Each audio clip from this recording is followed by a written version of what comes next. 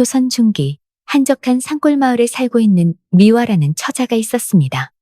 미화는 마을에서 가장 아름다운 여인으로 소문이 났는데 그 얼굴은 마치 봄꽃처럼 고우며 성품 또한 착하기로 유명했습니다. 그런 미화가 최근 결혼을 하게 되었는데 신랑은 같은 마을에 사는 정호라는 총각이었습니다. 정호는 나무꾼으로 일하며 홀어머니를 모시고 사는 효자로 알려져 있었습니다.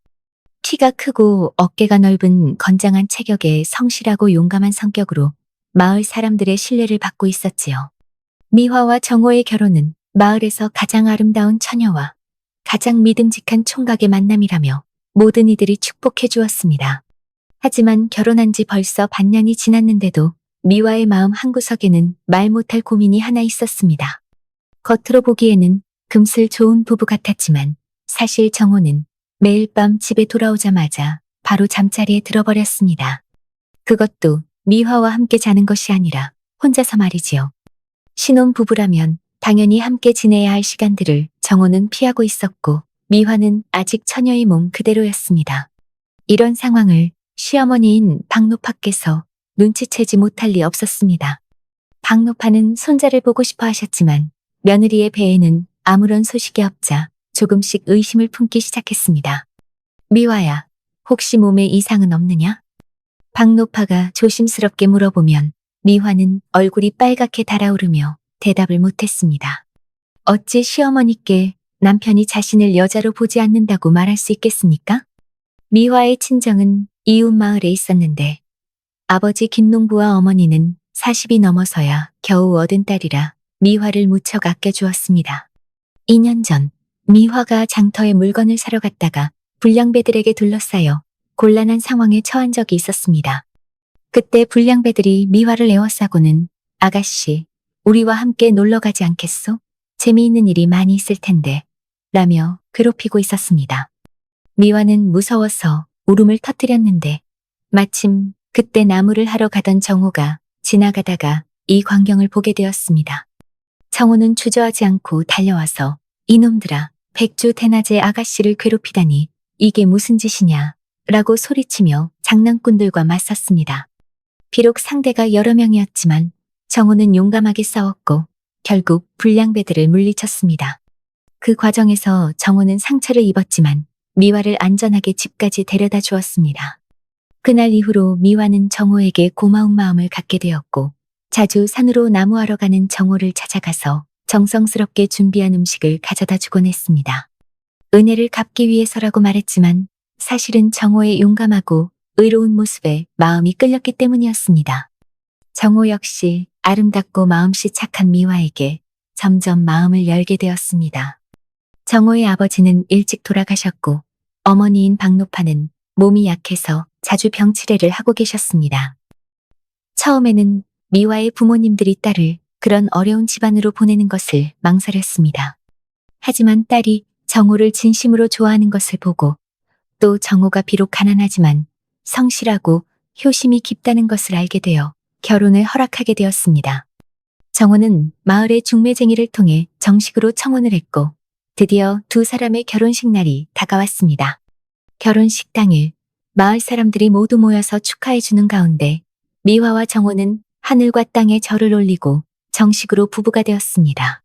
박노파는 이렇게 아름답고 현명한 며느리를 맡게 되어 기분이 좋아졌고 평소보다 몸의 기운도 더 좋아진 것 같았습니다. 예전 같으면 정호는 손님들을 끝까지 모시고 나서 신방으로 들어가야 했습니다. 하지만 이상하게도 정호는 일찍 신방으로 들어와서 빨간 수건을 쓰고 있는 미화에게 말했습니다. 미화 아가씨, 오늘은 우리의 기쁜 날이니 합근조를 나누고 일찍 쉬도록 하세. 정호가 미화의 수건을 벗겨주자 아름다운 얼굴이 드러났습니다. 정호는 감탄하는 표정을 지으며 술병을 들어 술을 따르기 시작했습니다. 미화는 당황하며 물었습니다. 여보, 아직 손님들이 다 가지 않았는데 괜찮겠어요? 어머님 혼자 두고 오셔도 되나요? 정호가 대답했습니다. 걱정 마시오. 어머니께서 이렇게 좋은 며느리를 얻게 되어 기뻐하시며 몸도 한결 나아지셨다고 하시더군요. 어머니께서 일찍 신방으로 들어가라고 하셨으니 우리 빨리 합근주를 마시고 쉽시다. 정호는 두 잔에 술을 가득 따랐습니다. 미화는 마음이 이상했습니다. 왜냐하면 정호는 평소에 술을 전혀 마시지 못한다고 했는데 지금은 술 냄새를 풍기고 있었기 때문이었습니다. 설마 진짜로 마실 건 아니겠지 하고 생각했는데 정호는 정말로 미화와 팔짱을 끼고 술을 단숨에 마셔버렸습니다. 미화는 깜짝 놀라며 말했습니다. 여보, 술을 마시면 몸에 탈이 난다고 하지 않았어요? 아무리 기쁜 날이라고 해도 어떻게 술을 마셔요?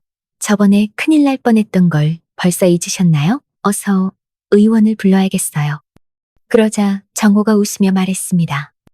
자네가 말하는 것은 예전 일이고 지금은 그 병이 다 나았소. 술을 많이는 못 마시지만 조금은 괜찮다오. 더구나 오늘 같은 기쁜 날에는 더욱 그렇지 않겠소? 미화는 남편의 말을 듣고 안심이 되어 오히려 기뻐했습니다. 신혼부부가 합근주를 마신 후 미화는 부끄러워하며 정호의 옷을 벗겨주려고 했습니다. 드디어 진짜 부부가 되는 순간이 온 것입니다. 그런데 갑자기 정호가 말했습니다. 내가 오늘 술을 너무 많이 마신 것 같소. 그리고 하루 종일 바빠서 몹시 피곤하오. 나는 잠버릇이 좋지 않아서 당신을 실수로 발로 찰까봐 걱정이 되니 내가 바닥에 자리를 깔고 자겠소. 당신은 편히 잠자리에서 쉬시오.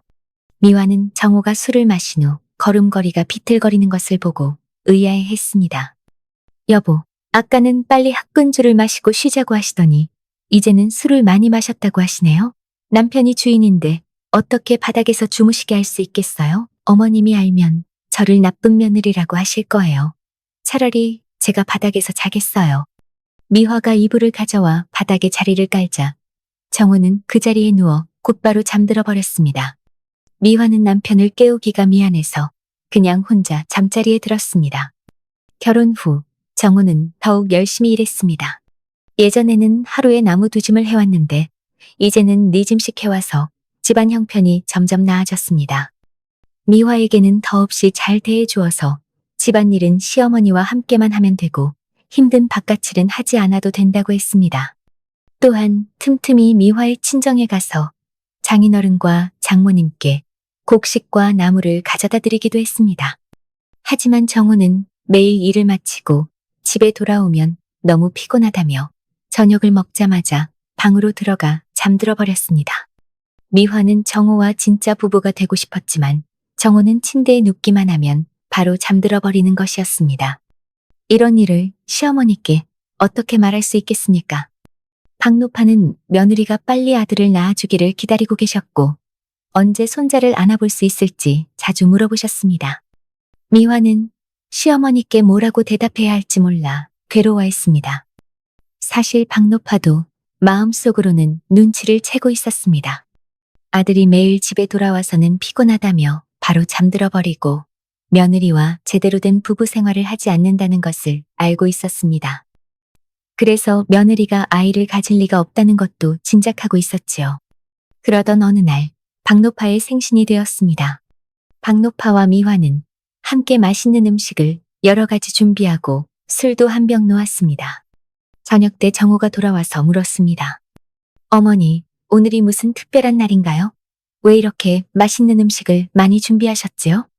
박노파가 섭섭한 표정으로 말했습니다. 너는 효자라서 매년 내 생신을 챙겨주었는데 올해는 어찌 어머니 생신을 잊었느냐? 정호가 머리를 극적이며 말했습니다. 어머니, 정말 죄송합니다.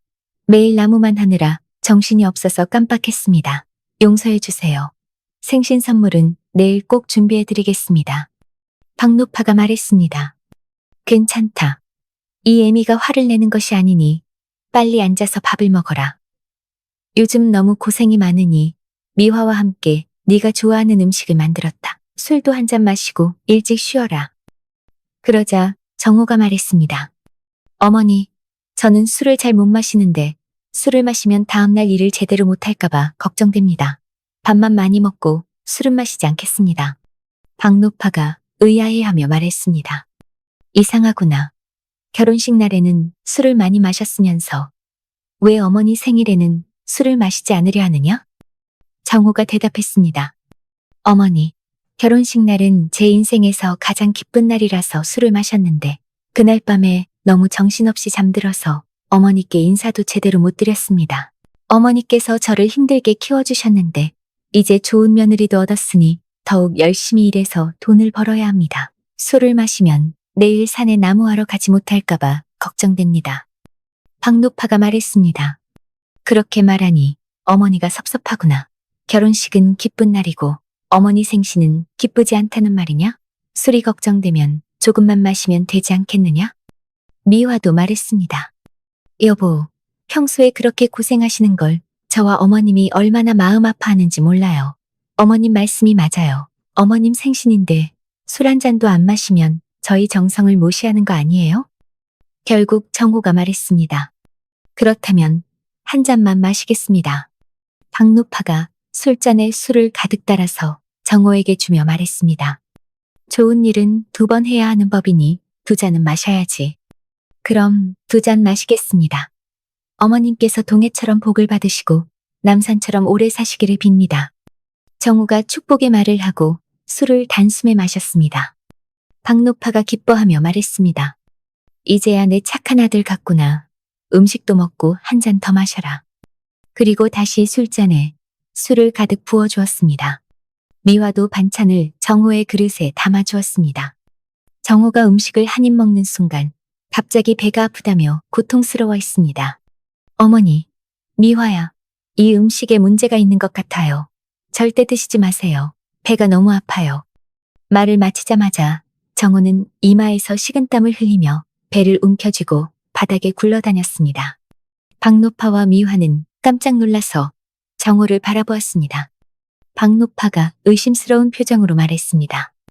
너는 대체 누구냐? 왜 내 아들인 척하고 있느냐? 이 음식은 나와 미화가 다 맛봤는데 아무 이상이 없었다. 네가 먹고 그렇게 아파하는 것을 보니 혹시 스님이 말씀하신 게 정말인가? 정호가 고통을 참으며 말했습니다. 어머니, 저는 어머니의 아들 정호가 맞습니다. 무당이 뭐라고 했다는 겁니까?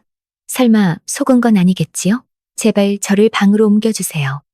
그때 갑자기 회색 도포를 입은 젊은 스님 한 분이 나타나더니 큰 소리로 외쳤습니다. 요물아, 어서 정체를 드러내거라. 바닥에 누워 고통스러워하던 정호가 순간 모습이 변하더니 거대한 푸른 뱀으로 변해버렸습니다.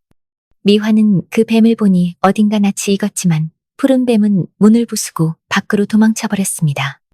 박노파와 미화는 마음의 준비를 하고 있었지만 실제로 보니 온몸이 떨려왔습니다.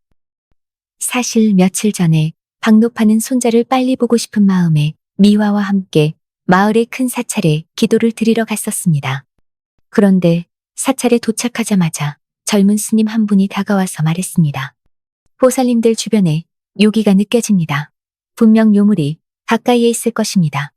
박노파와 미화는 서로 얼굴을 바라보며 생각해봤지만 집에는 식구가 셋뿐인데 무슨 요물이 있겠는가 싶었습니다. 미화가 집안 상황을 자세히 설명해드렸습니다. 스님이 법구를 가져와서 이들을 살펴보더니 말했습니다. 어머님과 며느님에게는 아무 문제가 없습니다. 그렇다면 정호라는 분이 요물일 가능성이 높습니다. 박노파와 미화는 도저히 믿을 수 없었습니다. 정호는 매일 열심히 일해서 가족을 먹여 살리고 있고 지금까지 해를 끼친 적이 한 번도 없었기 때문입니다. 하지만 스님이 말했습니다. 혹시 정호님이 평소와 다른 모습을 보인 적이 있는지 생각해보세요. 박노파와 미화가 자세히 생각해보니 정말로 이상한 점들이 많았습니다. 정호는 어머니에게 효도를 잘했지만 어릴 때 일들을 물어보면 기억하지 못한다고 했습니다. 가끔 친척이나 이웃들이 찾아와도 잘 알아보지 못하는 것 같았습니다. 특히 정호는 원래 술을 전혀 마시지 못했는데 결혼식 날에는 술을 많이 마셨습니다. 그리고 미화에게는 잘 대해주었지만 평소에 대화도 별로 없었고 매일 일을 마치고 와서는 밥만 먹고 바로 잠들어 버렸습니다. 또한 따로 잠을 자면서 부부관계를 피하고 있었고 처음 만났을 때의 추억들도 잘 기억하지 못하는 것 같았습니다. 이런 여러 가지 이상한 점들 때문에 박노파와 미화는 의심을 하게 되었습니다. 특히 박노파는 미화로부터 아들이 결혼 후에도 계속 따로 잠을 잔다는 이야기를 듣고 더욱 이상하다고 생각했습니다. 하지만 그들은 정호가 자신들에게 잘 대해주고 있어서 나쁜 요물은 아닌 것 같다고 생각했습니다. 그리고 만약 지금의 정호가 요물이라면 진짜 정호는 어디에 있는 걸까요? 혹시 이미 나쁜 일을 당한 건 아닐까요? 박노파가 간절히 부탁했습니다. 스님, 제발 도와주세요. 지금의 정호가 누구인지 알아내고 우리 진짜 아들이 어디에 있는지 찾아주세요. 스님이 생각해보더니 말했습니다. 이건 쉽지 않은 일입니다. 요물들은 사람을 속이는데 능숙하기 때문입니다. 이 요물이 정호로 변신한 것을 보면 정호에 대해 잘 알고 있을 것입니다. 괜히 의심하는 티를 내면 안 됩니다. 미화가 울먹이며 말했습니다. 스님, 그럼 저희는 어떻게 해야 하나요? 저는 남편에게 나쁜 일이 생기는 걸 원하지 않아요. 시어머님도 나이가 많으시고 몸도 약하신데 갓 결혼한 저에게 남편이 없으면 어떻게 살아가나요? 제발 좋은 방법을 알려주세요. 스님이 손가락으로 계산을 해보더니 말했습니다. 당신들 몸에서 나는 요기를 보니 지금의 정호는 뱀 요물인 것 같습니다. 우리 사찰 뒤뜰에 봉선화가 있는데 이것은 뱀이 가장 무서워하는 꽃입니다. 이것을 가져가서 술에 넣어 마시게 해보세요.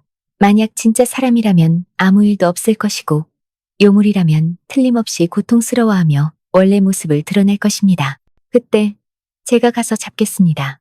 미리 알려주면 싸우는 과정에서 여러분이 다칠 수 있으니까요. 박노파와 미화는 집으로 돌아가서 봉선화를 준비했습니다. 미화가 몰래 가져온 봉선화를 술에 넣었습니다. 그런데 갑자기 좋은 음식을 많이 준비하면 정호가 의심할 텐데 무슨 이유를 대야 할까요? 박노파가 생각해보니 며칠 후가 자신의 생신이었습니다. 생신을 이유로 하면 충분히 설득력이 있을 것 같았습니다. 그리고 이 기회에 지금의 정호가 정말 자신의 친아들인지도 확인해 볼 수 있을 것 같았습니다. 결국 정호가 술을 마신 후 정체를 드러내게 되었고 스님이 나타나서 푸른 뱀을 쉽게 잡아서 작은 표주박 안에 가두어 버렸습니다. 스님이 푸른 뱀을 잡고 나서 돌아가려고 하자 미화가 급하게 달려와서 막았습니다. 스님, 잠깐만요. 뱀 요물을 잡기는 했지만 그 요물이 저희에게 해를 끼친 적은 없었어요. 제발 목숨만은 살려주세요. 그리고 가장 중요한 건 제 진짜 남편이 어디에 있는지 알려주세요. 박노파도 다가와서 스님에게 진짜 아들 정호를 구해달라고 간청했습니다. 스님이 말했습니다. 제 능력으로는 진짜 정호가 어디에 있는지 살아있는지 알 수 없습니다. 저희 절의 큰 스님께서 알 수도 있지만 지금 다른 곳에 가 계셔서 언제 돌아오실지 모르겠습니다. 큰 스님이 돌아오시면 바로 알려드리겠습니다. 하지만 미화는 남편이 없고 박노파는 아들이 없으니 하루하루가 타는 것 같았습니다. 기다릴 수가 없어서 스님에게 부탁해서 절로 가서 큰 스님께 빨리 나오셔서 정호의 행방을 알려달라고 간청하려고 했습니다. 스님이 곤란해하고 있을 때 갑자기 수염이 하얀 인자하게 생긴 노스님이 나타났습니다. 젊은 스님이 급하게 절을 했습니다. 큰 스님, 늙은 스님이 말했습니다. 두 분은 걱정하지 마세요. 표주박을 이리 주세요. 뱀 요물에게 정호의 행방을 물어보겠습니다. 미화와 박노파는 기뻐하며 큰 스님 앞에 무릎을 꿇으려고 했습니다. 큰 스님이 손을 들어 막으며 말했습니다. 절은 하지 마세요. 뱀 요물 일은 이미 알고 있습니다. 젊은 스님이 미화의 집마당에 제단을 차렸습니다. 큰 스님이 주문을 외우고 표주박을 향해 물었습니다. 뱀 요물아, 너는 왜 정호로 변신했느냐? 진짜 정호는 어디에 있느냐? 혹시 정호를 해친 것은 아니냐? 빨리 사실대로 말하지 않으면 표주박 안에서 노가 없어지게 만들겠다. 갑자기 표주박에서 여자 목소리가 들려왔습니다. 스님, 살려주세요. 저는 산에서 수백 년 동안 수행해온 푸른뱀입니다. 정호와 미화는 제게 생명의 은인들인데 어떻게 정호를 해치겠어요? 미화가 말했습니다. 그래서 당신이 원래 모습을 드러냈을 때 낯이 익었구나. 그럼 우리 남편은 지금 어디에 있어요? 혹시 이미 나쁜 일을 당한 건 아니에요? 벌써 반년이 넘게 보지 못했는데요. 푸른뱀이 자세한 상황을 설명했습니다.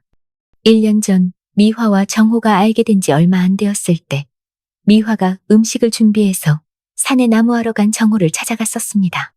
하나는 정호가 나쁜 사람들로부터 자신을 구해준 것에 대한 감사의 마음 때문이었고, 다른 하나는 용감하고 의로운 정호에게 마음이 끌렸기 때문이었습니다. 두 사람이 점심을 먹고 있을 때 갑자기 하늘에서 독수리 울음소리가 들려왔습니다. 곧 독수리 한 마리가 날아내려와서 근처에 있던 큰 푸른 뱀과 싸우고 있었습니다. 푸른 뱀이 불리한 상황에서 독수리에게 잡혔지만 꼬리로 나무가지를 감아서 독수리가 하늘로 끌고 가지는 못했습니다. 정호와 미화는 온몸이 피투성이가 된 푸른 뱀을 불쌍히 여겨서 함께 독수리를 쫓아보냈고 푸른 뱀은 목숨을 구할 수 있었습니다. 반년 후 정호와 미화의 결혼이 가까워져서 관습에 따라 두 사람은 만날 수 없게 되었습니다. 정호는 평소처럼 산에 나무를 하러 갔는데 집으로 돌아가는 길에 행복한 미래를 생각하다가 정신없이 절벽에서 떨어져 버렸습니다. 푸른 뱀은 계속 정호와 미화를 지켜보면서 언젠가 생명의 은혜를 갚을 기회를 찾고 있었지만 정호가 떨어지는 것을 막기에는 너무 늦었습니다. 정호는 크게 다쳐서 의식을 잃었고 푸른 뱀이 자신의 동굴로 데려가서 치료하려고 했지만 능력이 부족해서 깨우지 못했습니다. 하지만 푸른 뱀은 정호의 어머니 박노파가 돌봄이 필요하고 정호와 미화가 서로 깊이 사랑하며 곧 결혼할 예정이라는 것을 알고 있었습니다. 정호에게 무슨 일이 생겼다는 것을 알리면 안 된다고 생각했습니다. 그래서 푸른 뱀은 정호의 모습으로 변신해서 정성스럽게 박노파를 돌보며 건강이 좋아지도록 했습니다. 그리고 미화와 예정대로 결혼했지만 당연히 미화와 부부관계를 가질 수는 없었습니다. 그뿐만 아니라 매일 밤 법수를 써서 미화가 깊이 잠들게 한 후 동굴로 가서 정호를 돌보고 치료하려고 노력했습니다. 푸른 뱀은 정호와 미화가 하루빨리 다시 만날 수 있기를 바랐습니다. 큰 스님과 젊은 스님, 그리고 박노파와 미화는 모두 감동받았습니다. 미화가 말했습니다. 두 분 스님께서는 제발 푸른 뱀을 살려주시고 저를 남편에게 데려가 주세요. 그리고 남편을 구해주세요. 젊은 스님이 말했습니다. 스승님, 선악을 구별할 줄 아는 요물이니 풀어주는 게 맞을 것 같습니다. 젊은 스님이 급하게 표주박을 열어서 푸른 뱀을 풀어주었습니다. 그뿐만 아니라 큰 스님이 약을 하나 꺼내서 푸른 뱀의 입에 넣어주었습니다. 그러자 푸른 뱀이 순식간에 아름다운 청색 옷을 입은 여인으로 변했습니다. 그녀는 모든 사람들에게 절을 한 후 그날 밤 바로 자신의 동굴로 안내했습니다. 동굴 속 돌침대에서 의식을 잃고 누워있는 정호를 보고 박노파와 미화는 참지 못하고 울음을 터뜨렸습니다. 푸른 뱀과 큰 스님에게 정호를 구해달라고 간절히 부탁했습니다. 큰 스님이 정호의 맥을 짚어보고 나서 인상을 찌푸리며 말했습니다. 정호의 상처가 너무 심해서 제 능력으로도 어려울 것 같습니다. 다만 박노파와 미화가 급하게 무릎을 꿇고 한 목소리로 말했습니다. 스님, 다만 무엇이든 말씀해 주세요. 정호만 구할 수 있다면 제 목숨이라도 기꺼이 바치겠습니다. 큰 스님이 손을 들어 일으키며 말했습니다. 일어나세요. 당신들이 목숨을 바친다고 해도 소용없습니다. 다만 수백 년 동안 수행한 요물에 내단이 있고 제가 법수를 쓴다면 정호를 깨울 수 있을지도 모르겠습니다. 박노파와 미화는 푸른 뱀을 바라보았지만 푸른 뱀에게 자신의 내단을 달라고 말할 수는 없었습니다. 정호가 깨어나기를 바라지만 차마 입을 열 수 없었습니다. 푸른 뱀이 박노파와 미화의 간절한 눈빛을 보고 말했습니다. 스님, 제 목숨은 정호와 미화가 구해준 것입니다. 정호를 위해서라면 수백 년의 수행을 잃어도 괜찮습니다. 처음부터 다시 수행하면 됩니다. 푸른 뱀이 입을 벌리고 반짝이는 구슬 같은 내단을 토해서 큰 스님에게 주며 빨리 정호를 구해달라고 부탁했습니다. 허허, 뱀이라고 할지라도 마음 씀씀이와 깊이가 웬만한 인간보다도 훨씬 뛰어나구나. 큰 스님이 내단을 받아서 법수를 부리자 정호가 깨어났지만 푸른 뱀은 다시 원래 뱀 모습으로 돌아갔습니다. 정호가 깨어나서 어머니와 아내 미화를 보고 무척 기뻐했습니다. 상황을 듣고 나서 큰 스님과 푸른 뱀에게 절을 올리며 감사를 표했습니다. 푸른 뱀이 고개를 끄덕이고 떠나려고 하자 젊은 스님이 말했습니다. 스승님, 푸른 뱀은 은혜를 아는 마음이 있고 자신의 수행을 기꺼이 버릴 정도로 마음이 착합니다. 또한 영리하기도 하니 절로 데려가서 수행을 도와주면 어떨까요? 박노파와 다른 사람들도 큰 스님께 착한 푸른뱀을 도와달라고 부탁했습니다. 큰 스님이 말했습니다. 나도 그렇게 생각하고 있었습니다.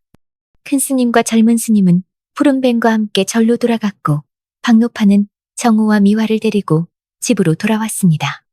박노파는 정호와 미화에게 자신 앞에서 간단한 혼례식을 다시 올리게 한 후 신방으로 보내주었습니다. 그날부터 정호와 미화는 진정한 부부가 되었습니다. 두 사람은 서로 사랑하며 아들 둘을 낳게 되었고 세상 누구보다 화목한 가정을 이루었습니다. 10년 후 푸른뱀은 큰 스님, 젊은 스님의 도움으로 불가의 수행법을 익히고 깨달음을 얻어 인간으로 윤회할 수 있게 되었습니다. 정호와 미화 부부는 매일 잠자기 전 푸른뱀을 위해서 기도를 하였고 어느 날 미화는 푸른뱀이 하늘에서 웃으며 인사하며 자신에게로 안기는 꿈을 꾸었습니다. 잠에서 깬 미화는 꿈이 너무 생생하였고 한 달 뒤 그녀는 자신이 아이를 가졌다는 것을 알았습니다. 그리고 10달 후 그녀는 백옥처럼 하얗고 예쁜 딸아이를 출산하였습니다. 아이가 태어날 때 신비로운 푸른빛이 아이를 감싸고 있었다. 여보, 이 아이는 아무래도 푸른뱀이 환생해서 우리의 가족으로 와준 것 같아요. 자신의 품에 안겨있는 별처럼 눈이 빛나는 아이를 사랑스러운 눈빛으로 쳐다보며 미화가 정호에게 말했습니다. 그렇다면 얼마가 좋겠소? 그럼 우리가 받은 은혜를 평생 갚을 수 있지 않겠소? 정호가 흐뭇하게 웃으며 얘기했습니다. 아들만 둘이었던 부부에게 사랑스럽고 예쁜 딸은 너무나 큰 기쁨을 주었고 그 후 가족에게는 좋은 일만 생겼습니다. 박노파는 건강을 되찾았고 정호가 차린 작은 목공소는 금방 소문이 돌아 몇 년 후 큰 목재소로 성장했습니다. 아들과 딸은 밝고 효심이 깊은 아이들로 성장하였고 부부는 평생 어려운 사람들을 도우며 행복하게 살았습니다. 솔소려담 재밌게 보셨나요? 영상을 빠르게 만나보시려면 솔소려담 보름달을 클릭하여 구독을 눌러주세요. 새로운 영상이 올라오면 알람을 보내드립니다. 다음 동영상과 추천 영상도 준비했으니 많은 시청 바랍니다. 항상 건강하시고 행복하고 좋은 일만 있으시길 바랍니다.